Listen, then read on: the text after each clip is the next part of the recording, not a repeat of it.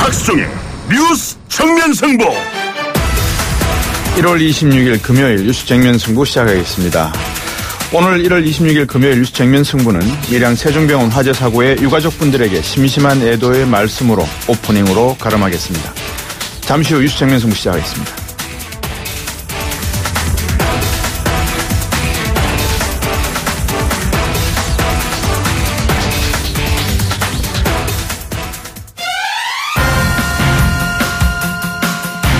오늘 저희가 준비한 순서 말씀드리겠습니다. 먼저 정면 인터뷰 첫 번째는 안병옥 환경부 차관과 연결하겠습니다. 정부가 미세먼지 대책 등 여러 가지 환경 문제에 관해서 장기적인, 중장기적인 전망을 하고 대응책을 세울 예정인 모양입니다. 안병옥 환경부 차관과 함께 향후 미세먼지 대책은 무엇이고 우리나라의 전반적인 환경 정책에 대해서 한번 여쭤보도록 하겠습니다. 두 번째 정면 인터뷰는 이용재 경민대 소방안전관리학과 교수와 인터뷰를 하겠습니다. 앞에서 말씀을 드렸습니다만 제천 화재 사고 그리고 또 오늘 밀양 세종병원의 화재 사고 등 연이어 화재 사고가 발생을 하면서 인명피해가 너무나 안타까운 인명피해가 나고 있습니다. 그 대책은 무엇인지 원인과 함께 진단과 함께 살펴보도록 하겠습니다. 그리고 오늘은 검찰을 생각한다 시간 4부 시간입니다. 김인혜 인하대 법학전문대학 교수와 함께 검찰개혁, 사법개혁에 대해서 한번 문제점들을 계속 추적해 보겠습니다. 지금 정현 선수가 페데러하고 4강전을 펼치고 있는데요. 잠시 후 3부에서는 이강웅 3109 코치와 함께 정현 선수의 경기 이 여러 가지 내용들을 한번 짚어보도록 하겠습니다.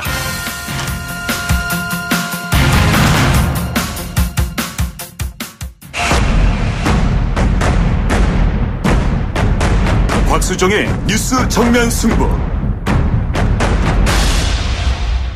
여러분은 추위를 택하시겠습니까? 미세먼지를 택하시겠습니까? 이런 질문 가끔 듣죠. 추위 때문에 힘들긴 하지만 공기는 맑아진 것 같습니다. 바람이 위에서 상당히 많이 부는 모양입니다. 추위가 끝나고 나면 그렇죠. 다시 미세먼지가 몰려올 거 아니겠습니까? 지자체 쪽에서는 미세먼지는 국가적 재난이다. 대통령이 직접 나서라 이렇게 목소리를 높이고 있고 국민청원도 나오고 있는 모양인데 환경부는 국민이 체감하는 환경질 개선에 나서겠다면서 최근 업무보고에서 그렇게 밝혔습니다. 환경부 안병옥 차관입니다. 안녕하십니까? 예, 안녕하십니까? 네. 지금 제가 앞에서 말씀을 드렸습니다만 이 위에서 제트기류가 많이 부는지 추위 덕분에 미세먼지는 줄었지만 날씨가 풀리면 다시 또 심해질 거라고 하는데 환경부는 어떤 생각이십니까? 예, 그렇습니다. 지금 한파의 원인을 살펴보면 네. 북극의 지구온난화와 연관이 돼 있는데요. 네. 어떻든 한반도로 한파가 오면서 이제 미세먼지 농도는 지금 현저히 떨어져 있는 상태입니다. 그래서 네. 시민들께서 지금 바깥 활동을 하시기에는 큰 무리가 없는 상황인데 네. 이게 이제 우리 국내의 대기 정체 수준에 따라서 그리고 네. 또 제트기류의 방향 변화에 따라서 얼마든지 고농도 미세먼지가 또 다시 발생할 수 있기 때문에 네. 저희가 긴장을 늦추지 않고 네. 발생했을 때 우리가 대처해야 될 상황에 대해서 점검하고 있습니다. 네.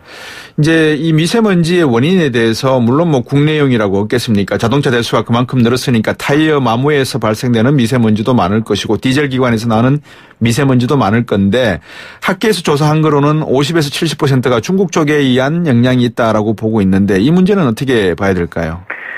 예, 국내 배출과 국외 영향 비율을 보면요. 네. 그게 이제 계절별로 다릅니다. 네, 네. 우리가 연평균해서 보면은 국내 영향이 절반 정도, 또 네. 국외 영향이 50% 정도 이렇게 되는데 네, 네. 이제 문제는 이제 고농도 발생 시에는 이제 국외 영향이 조금 큰 것으로 이렇게 나타나고 있습니다. 그렇군요. 그런데 늘 그런 것은 아니고요. 네. 지난번 1월 16일부터 17일까지 나타났던 고농도 미세먼지 같은 경우는 저희가 이제 아직 분석을 정확하게 마치지는 않았습니다만 잠정적으로 분석을 해보면 네. 국내 영향이 더 큽니다.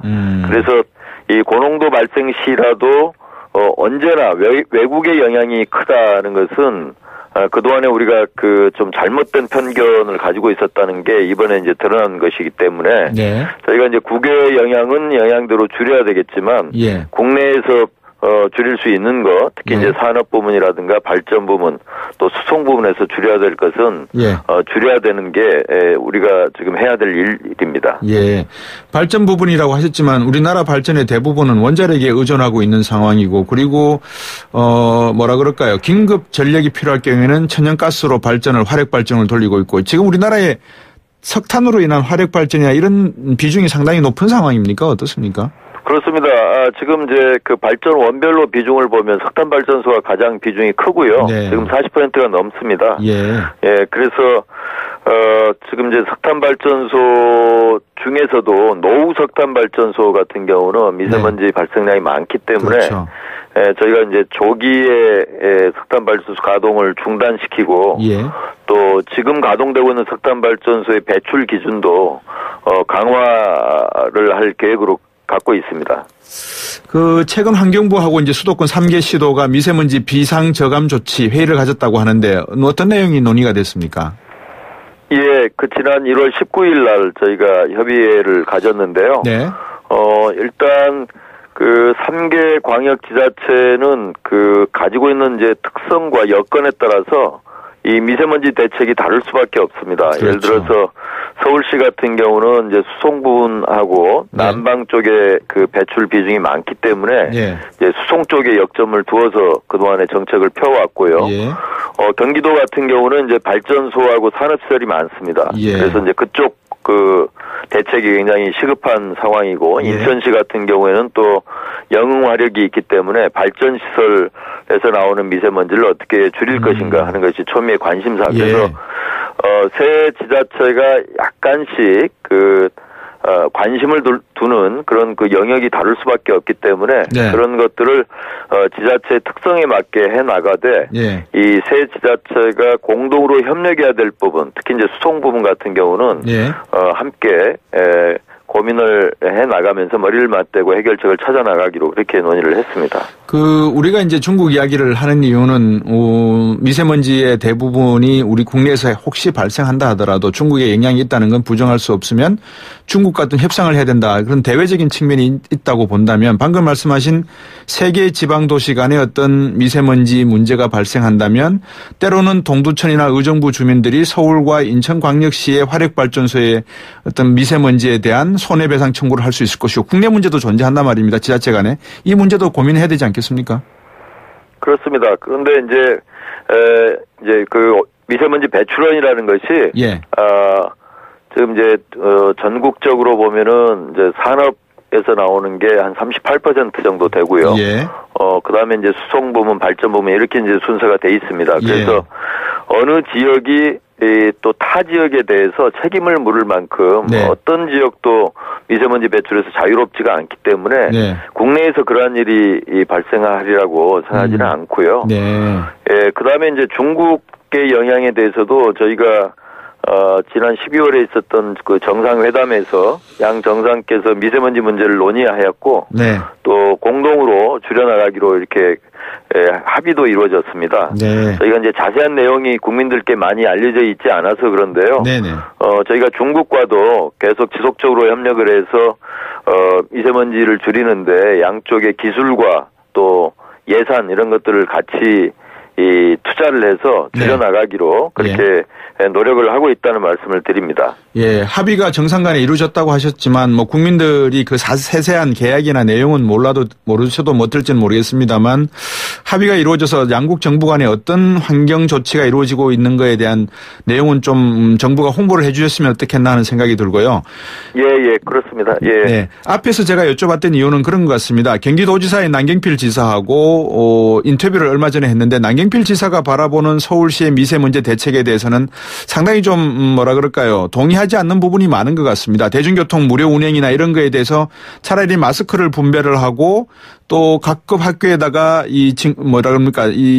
공기 정화기 이런 거를 설치해 주는데 오히려 더 투자를 하는 것이 낫지 150억 원을 무료 교통비에다가 이 예산을 쓴 것은 이건 잘못된 것이다 이런 말씀을 하셔서 지자체 간의 협의에 정부가 좀 관심을 가지셔야 되지 않나 하는 생각이 들어서 여쭤봤었습니다. 서울시가 펴나가는 정책은 기본적으로 서울 시민의 뜻에 따라서 서울시장이 결정하실 문제라고 봅니다. 그것을 경기지사께서 어떤 그 평가를 하는 게 적절한지 저는 잘 모르겠습니다. 예. 경기도지사께서는 경기도의 미세먼지 대책에 대해서 예. 다시 한번 점검을 하고 그것을 환경부하고 논의하고 하는 게 중요하다고 보고요. 예.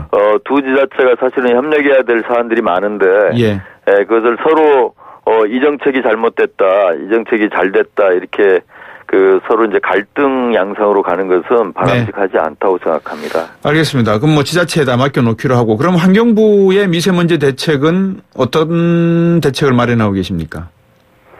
저희가 국내 대책은 이미 목표를 말씀드렸습니다. 네네. 2022년까지 예. 이 국내 배출량 30% 감축하는 것을 목표로 하고 있고요. 네. 저희가 이제 부문별로 좀 말씀을 드리면 산업부문 같은 경우는 그동안에 이제 총량 관리를 수도권만 해왔습니다. 근데 예. 그것을 저희가 확대해서 산업시설이 많이 들어서 있는 지역까지 확대를 하고 네. 또 공장에서 나오는 미세먼지 배출 기준도 강화할 계획을 갖고 있습니다. 네. 발전 부문 같은 경우는 노후석탄 발전소 같은 경우는 이제 조기에 그 운행을 중단하는 그것이 확정돼 있고요. 네. 또 배출 기준도 여기도 이제 강화하려고 하고 있습니다. 예. 수송 부문 같은 경우는 노후 경유차 문제가 심각합니다. 그래서 조기 폐차라든가 또 저공해 조치를 통해서 미세먼지 배출량을 좀 줄이려고 하고 있고요. 네. 또 친환경차 보급이라든가 또 건설 장비 또 선박에서 나오는 미세먼지 이런 것들을 줄이는 대책이 지금도 진행되고 있습니다. 그것은 조금 중장기적으로 이루어져야 될 부분이고요. 그렇죠. 이제 비상저감 조치에는 결국은 크게 두 가지입니다. 수송 부분에서 이제 차량 이부제를 통해서 네. 수송 부분을 줄이는 것과 또 산업이라든가 발전 시설의 그 조업과 관련해서 이제 가동률을 좀 조정한다든가 네. 또 조업 시간을 조정한다든가 해서 이제 그 두 가지가 굉장히 중요한데 네. 지금 현재 비상저감 조치에서는 민간은 이부제에 지금 참여하지 않는 것으로 돼 있고요. 네. 공공기관을 대상으로 그렇게 예. 하고 있습니다. 예. 말씀 주셨으니까 제가 한번 여쭤보고 싶은 게 몇 가지가 있습니다. 이 가습기 살균제 사건이 있지 않습니까? 네네. 이게 대법원 선고가 있었는데 신현우 전 옥시 대표가 징역 6년이 확정이 됐고요. 그래서 이제 이런 참사가 다시는 되풀이되지 않으려면 즉 유아나 어린아이나 일반 가정이 쓰는 생필품에 관련된 이런 화학 제품의 전 과정에 대한 안전관리 이 체제를 좀 완벽하지는 않더라도 전반적으로 관리 감독할 수 있는 체제는 시스템은 마련되어 있지 않아야 됐나 싶은 생각이 드는데 어떻게 보십니까? 예, 그렇습니다. 가습기 살균제 참사는 네. 굉장히 많은 숫자의 그 국민들의 생명을 빼앗아갔고 또 건강 장애를 일으켰던 다시는 재발돼서는 안 되는 그러한 사고였습니다. 네. 그래서 저희가 생활화학 제품의 그 유해성에 대해서 위험성에 대해서 다시 한번 일깨워주는 그런 그 계기가 됐는데요. 예. 이번 사고가 재발되지 않도록 하기 위해서는 몇 가지가 필요합니다. 첫 예. 번째는 시중에서 유통되고 있는 화학물질과 그 화학물질을 사용해서 나오는 제품에 어떤 물질이 들어있는지에 대해서 네. 정부도 정보를 갖고 있어야 되고 또 그 정보가 국민들께 그렇죠. 이해하기 쉬운 형태로 전달이 돼야 됩니다. 그렇죠. 그런데 그런 게 이제 부족한 점이 있었기 때문에 예. 저희가 이번에 법령을 개정하고 또 새로운 법령을 제정을 해서 유해성 부분을 평가하고 그 안전하다는 그것이 증명되지 않은 그런 제품들은 기본적으로 시장에 출시되지 않도록 그렇게 해나갈 생각이고요. 네. 또 정보 제공 같은 경우는 저희가 지금 초록누리 사이트라는 것을 운영하고 있는데요. 예. 지금 생활화학 제품 중에서 이제 저희가 한꺼번에 다 할 수 없기 때문에 지금 18개 제품을 대상으로 해서 이 제품에 어떤 화학물질을 쓰고 있는지 또 그 물질들이 어느 정도 위해한지에 대해서 정보를 공개하고 있습니다. 네. 저희가 이제 순차적으로 그 제품의 숫자를 늘려가서 궁극적으로는 국민들께서 이제 스마트폰으로 이제 그 제품을 이렇게 검색을 하게 되면은 곧바로 제품에 포함된 그 물질들의 유해성에 대해서 확인하실 수 있도록 그렇게 네. 할 계획입니다. 예. 그다음 이제 또 하나 여쭤보고 싶은 게 이제 4대강 수질과 관련된 건데요. 4대강 살리기 사업이 있는데 그동안 4대강 보로 인해서 수질이 많이 변했다는 이야기들이 언론에 많이 나오지 않습니까? 어떻습니까? 이 부분은? 네, 그렇습니다. 그 4대강 그 보호의 영향, 특히 이제 수질에 미치는 영향에 대해서는 많은 국민적인 우려도 있었지만 네. 또 아직까지 그것이 과연 보호 때문만이냐 하는 또 일각의 또 반론도 있습니다. 그래서 저희가 기본적으로 작년 6월과 11월 두 차례에 걸쳐서 예. 보호 개방을 통해서 수위를 낮추는 그런 작업을 하고 있는데 네. 그것은 최종적으로 낮추겠다 하는 것이 아니고요. 예. 보호의 그 개방을 통해서 이제 수위를 낮추게 되면은 수질이 어떻게 변화하는지, 수생태계가 어떻게 다시 되살아나는지, 예. 또 보호의 안전성과 관련해서 구조물에 지금 문제는 없는 것인지, 퇴적물은 어떻게 변화된 것인지 이런 것들 다 저희가 그 조사를 해서 예. 이 어떤 보호 같은 경우는 보호를 유지한 상태에서 환경성을 보강하는 것이 더 바람직할 수도 있고 네. 어떤 보호 같은 경우는 다른 방법이 없기 때문에 뭐 철거를 포함해서 네. 좀 근본적인 변화를 꾀해야 되는 이제 그러한 것이 있을 수 있습니다. 예, 그 예. 최종적인 결론을 올해 말에 하기 위해서 네. 저희가 지금 모니터링을 알겠습니다. 꼼꼼하게 하고 있다는 말씀을 드립니다. 마지막으로 하나 여쭙고 싶은 게 이제 그 미세먼지만큼 위험한 1급 발암 물질이 방사능 물질이 있지 않습니까? 라돈이라고. 예, 라돈이요. 예. 최근 일부 지역에서 이제 유치원 학교 주변에서 1급 발암 물질인 라듐 가스가 기준치 초과한 것으로 이렇게 언론에 발표가 되고 있는데 이런 방사능 물질이라든지 어떻게 이 환경부는 대응을 하고 계획이신지요? 예, 그 라돈에 의한 그 라돈 농도가 이제 기준치를 초과하는 그런 경우가 네. 이제 겨울철에 많다 그러더라고요. 네네. 쪽에 있기 때문에 이제 네. 그런 부분도 있고요. 저희 네. 이제 주거지 특히 이제 집이 이제 그 지하에 있다거나 했을 네. 경우에 이제 라돈이 발견되는 경우가 굉장히 많이 있습니다. 예. 그래서 저희가 기본적으로는 라돈이 그 기준치를 넘어서서 예. 나타나는 곳을 중심으로 해서 좀 중점 조사를 해서 그 원인을 밝혀내고 그 원인에 기초해서 이제 네. 대책을 마련해 나가겠다 그렇게 생각을 하고 있습니다. 예, 잘 알겠습니다. 오늘 말씀 잘 들었습니다. 고맙습니다. 예, 감사합니다. 예, 환경부 안병옥 차관이었습니다. 입으로 오겠습니다.